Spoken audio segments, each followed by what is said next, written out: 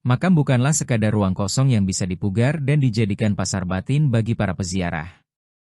Ia adalah pundening leluhur, tanah suci tempat raga kembali menjadi debu, yang dalam adat Jawa senantiasa dijaga kesakralannya. Namun kini, dalih, perubahan positif, dan penataan rapi telah dipakai sebagai mantra baru untuk mengesahkan proyek monumental atas nama seorang Habib. Sejumlah warga bersorak tentang ramainya tamu, tentang duit recehan yang mengalir ke warung-warung kecil, seolah gilir gumanti, siklus peruntungan, hanya diukur dari omzet dagangan. Inilah paradoks zaman, syariat yang seharusnya mikul dur mendem jero terhadap semua jenazah, menjunjung tinggi martabat tanpa membedakan, justru tersisih. Kuburan rakyat kecil yang dulunya tenang kini tersayat, dipakai sebagai lorong menuju makam tokoh yang diagungkan. Disinilah tata krama sosial dipertaruhkan, warga biasa rela pusaranya disingkirkan demi jalan peziarah yang mencari berkah. Apakah ini bukan bentuk ngiseni kaleng kosong, mengorbankan inti demi kulit, mengutamakan lalu lintas ziarah daripada keadilan ruhani?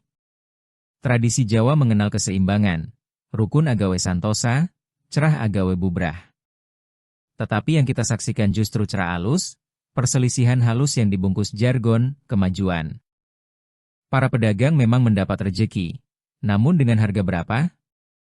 Dengan menggeser tanah keramat warga, menyingkirkan nisan tanpa nama, apakah kita tidak sedang ngemuli kotoran nganggo sutra? Menutupi problem etis dengan kain indah bernama ekonomi?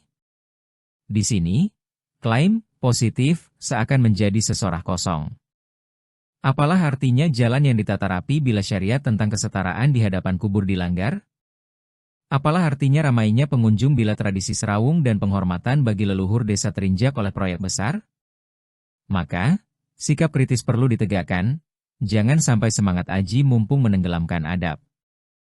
Jangan sampai makam berubah menjadi panggung politik dan ekonomi, tempat donga kalah oleh dagangan. Dalam bahasa orang tua, ini seperti kebun usuk gudel, yang muda menuntun yang tua, sebuah pembalikan tatanan. Pada akhirnya, jika kematian pun telah dijadikan komoditas, maka kita perlu bertanya, apakah makam masih pusering jagat bagi ketenangan jiwa, ataukah hanya sekadar terminal peziarah yang riuh oleh hiruk-pikuk duniawi?